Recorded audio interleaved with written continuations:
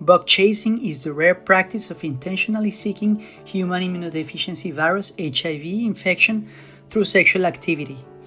Bugchasers, those who eroticize HIV, constitute a subculture of barebackers, men who have unprotected sex with other men.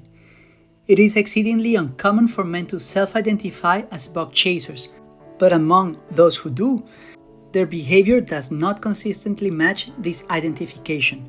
Instead, they often seek ambiguous sexual situations rather than ones in which their partner is known to have HIV.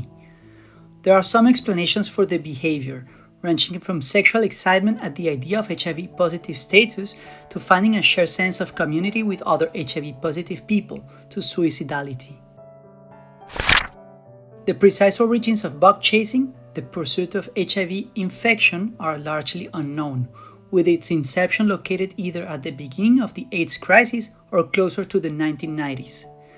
But it existed by at least 1997, when Newsweek published an article about the subject, followed by Rolling Stone in 2003.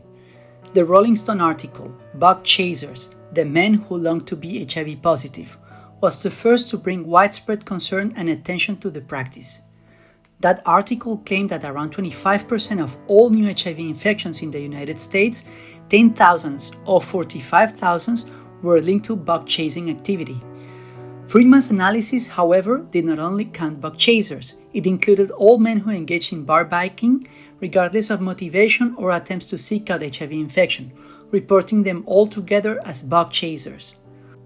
Authorities that Friedman cited have since claimed that he fabricated their statements, and his data have been widely criticized.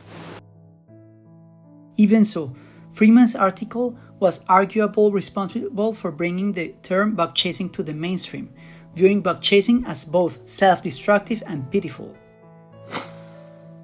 Since little is understood about the practice in general, the motivations for developing bug chasing identity and behavior remain largely undefined. However, there are four common motivating explanations.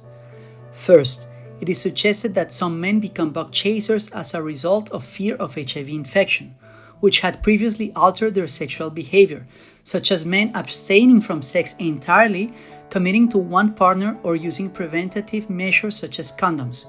In this way, bug chasing may be viewed as empowering, both sexually and personally. The transformation of bug chasers from HIV negative to HIV positive status is understood by the group as masculinizing, which grants them additional status. Second, some men view HIV positive status as erotic or sexually stimulating. It may be a subject of pleasure or the ultimate taboo to overcome. Third, bug chasers may understand HIV positive status or its pursuit as granting a shared identity and sense of community.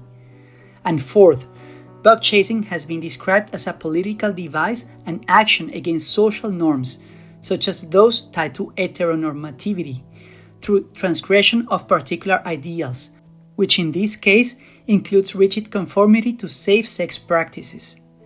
There is a fifth possible motivation, suicide, but this remains an unclear or imprecise explanation for bug chasing behavior.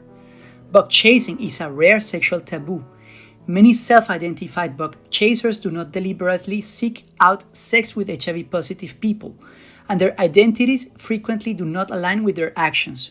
There are many self-identified bug chasers on the internet using sites such as Twitter and formerly Tumblr. The widespread availability of pre-exposure prophylaxis or PrEP capable of preventing HIV infection in otherwise unprotected sexual encounters has not resulted in the disappearance of bug chasing. Some men incorporate taking PrEP alongside bug chasing behavior.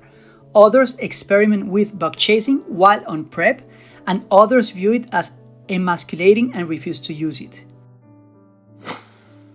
While barebacking and bug chasing are both centered in risky sexual activity, they are not necessarily equivalent activities. Instead, bug chasing is a subculture of barebacking, with intent being a defining characteristic.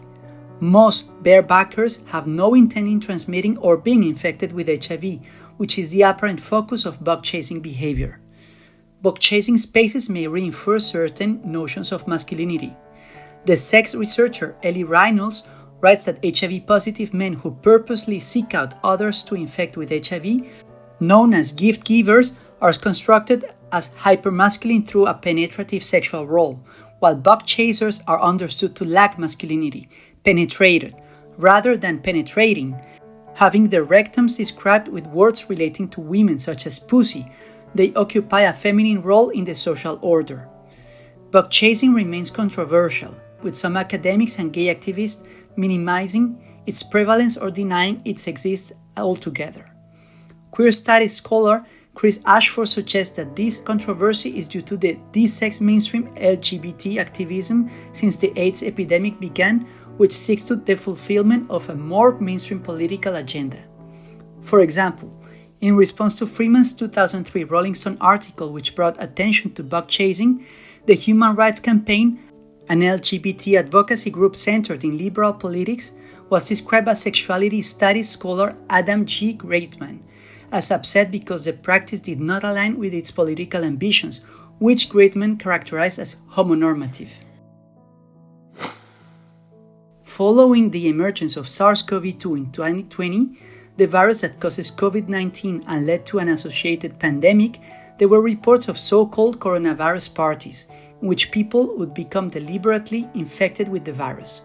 While parties of this type appear not to be real, similar to those for chickenpox, or at least are not popular, like those for H1N1, a type of flu virus, parallels were drawn between these alleged parties and Bugchasing, as both deal with the voluntary acquisition of infectious diseases. If you liked the video, please give it a like, share, subscribe to the channel and click the notification bell. Please follow me also on Facebook and Instagram. That would help me a lot. Thank you very much and see you next time.